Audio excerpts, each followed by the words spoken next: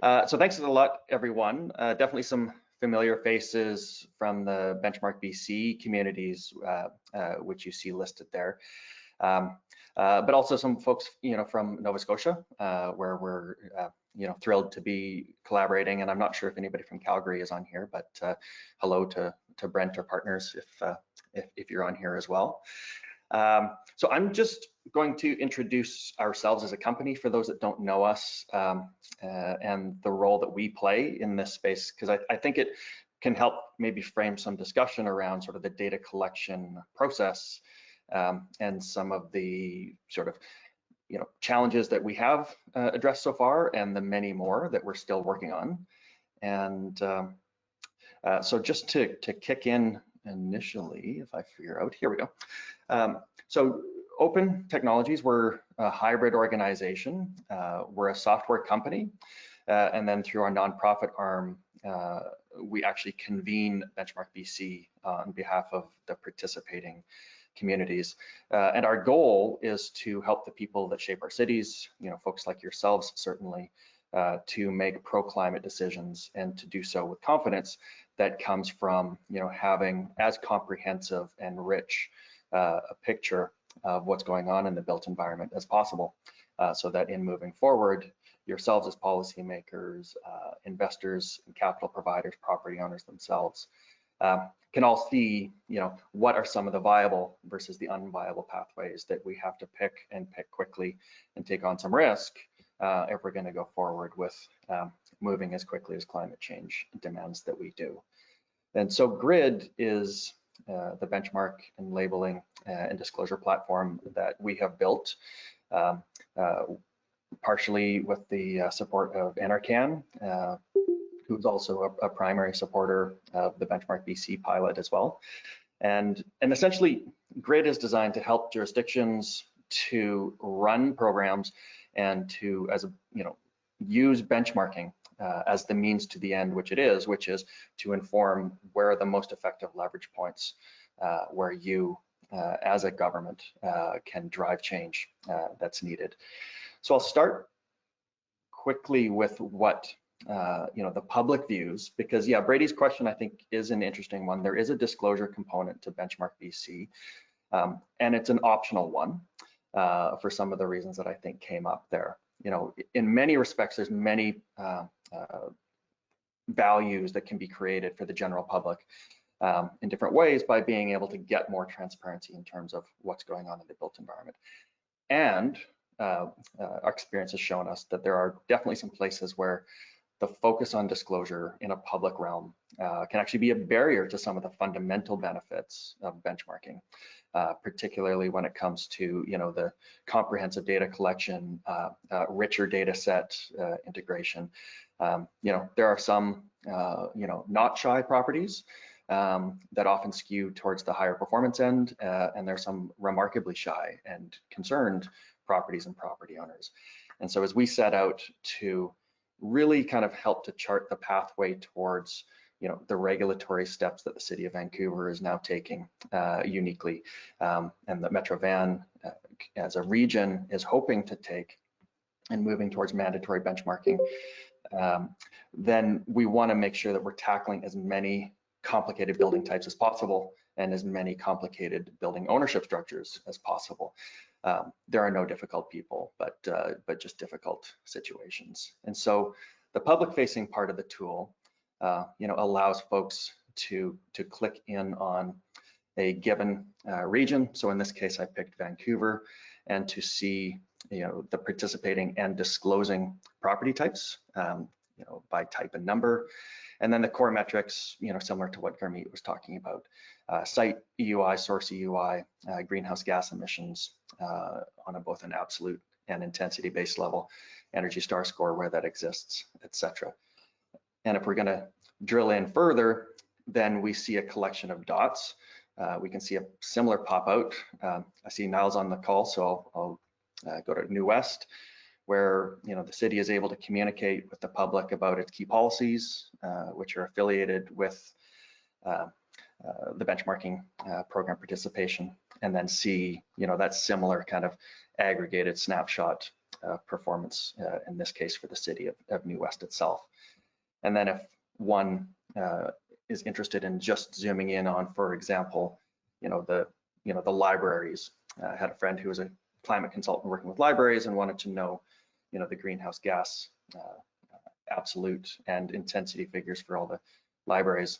And as we can see, the downtown library in Vancouver, which is a very large, very unique, somewhat controversial building, is a large building. And so there is a lot of greenhouse gas associated with that facility.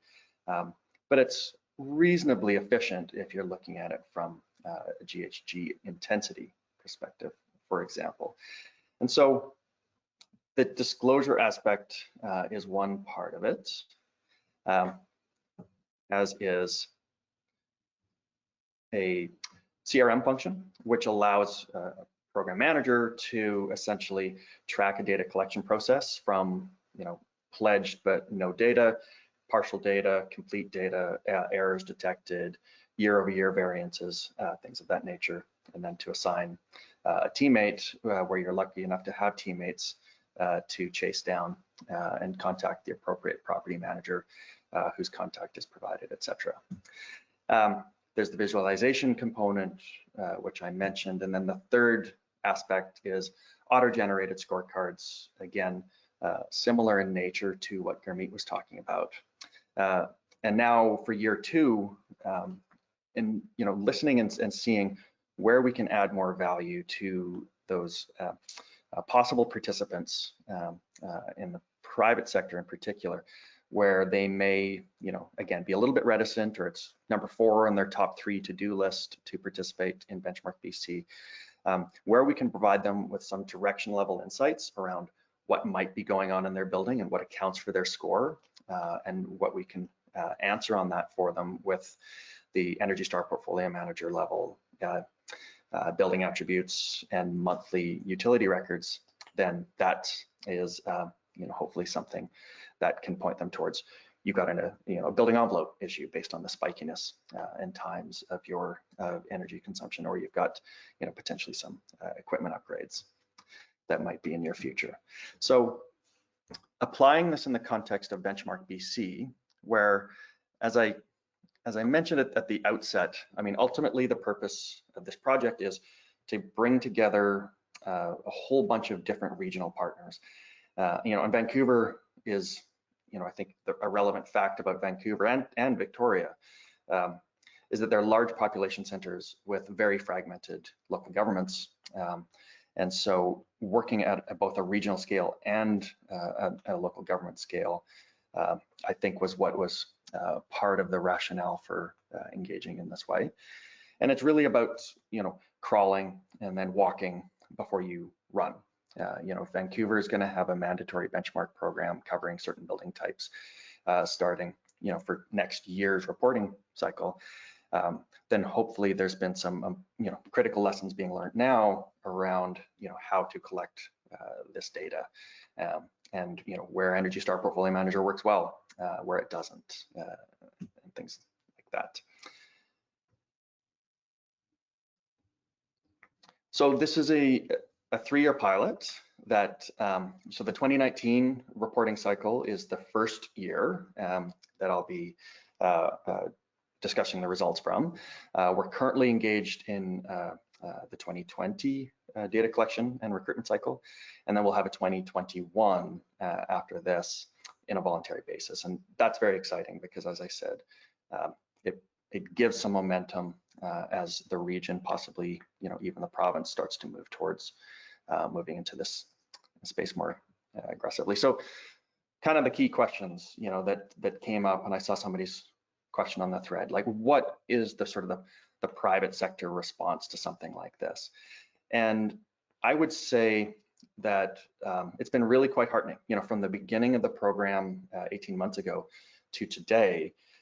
Key industry associations are completely different in their engagement with benchmarking in general. And I think maybe we can take a tiny bit of credit for that, just for kind of listening and building relationships and understanding the leverage points. But I think more than anything, it's just about the city of Vancouver and the region charting the direction that this is coming. You better kind of get on board. And then in recognizing that, their peers are going this way, so maybe there's ways to influence. So we have doubled our original. We had the original 6 jurisdictions.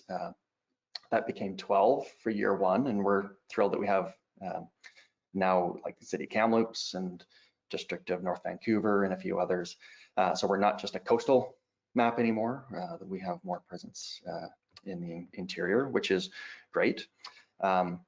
The level of public sector participation from corporate buildings and municipalities is increasing, which is great because that's showing that this is, even in stretched COVID times, there is a willingness to dedicate time to this, both for the direct insights that it gleans for themselves, but also to demonstrate leadership to the private sector.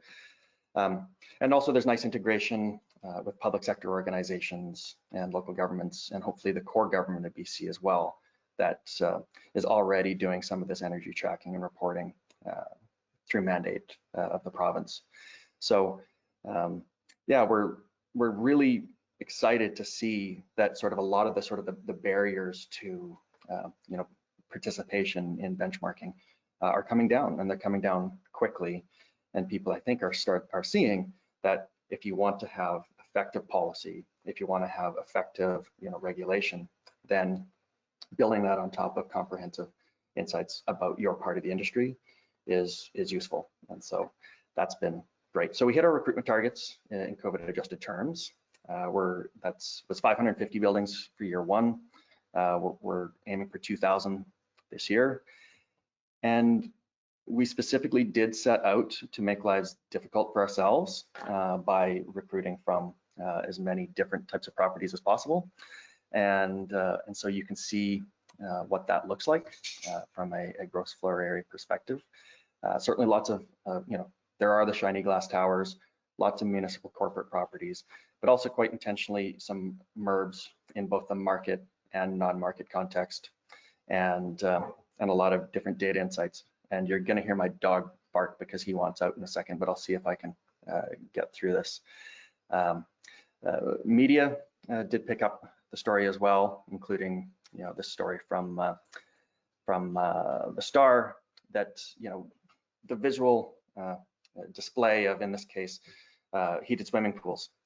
Lots of big old red dots on the map, which are heated swimming pools around the region.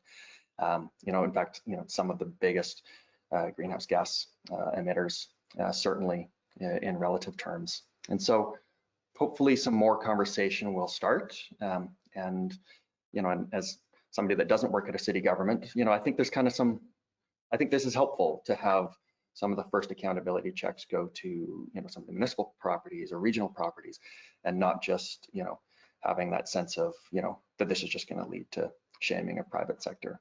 But, so looking forward, as I mentioned, there are some things that we've learned about gaps and challenges in the data collection pathways, trying to make it easier for Energy Star Portfolio Manager to be useful to people, trying to collect alternative data pathways to Portfolio Manager, like Puma, which is Prism Engineering's platform that a lot of jurisdictions are using. Is how can we access this data directly? And then ultimately, as mentioned, we're hoping that by the fall we'll be able to have a public-facing analytics report about all the folks that participated in year 2, and issue those scorecards, and then again allow the cities to continue their relationship around driving the appropriate change to the appropriate buildings. And so I tried to touch on a bunch of the key lessons learned as I went. So I think maybe I'll stop talking and kind of listen to see if there are any further questions or anything that I could touch upon.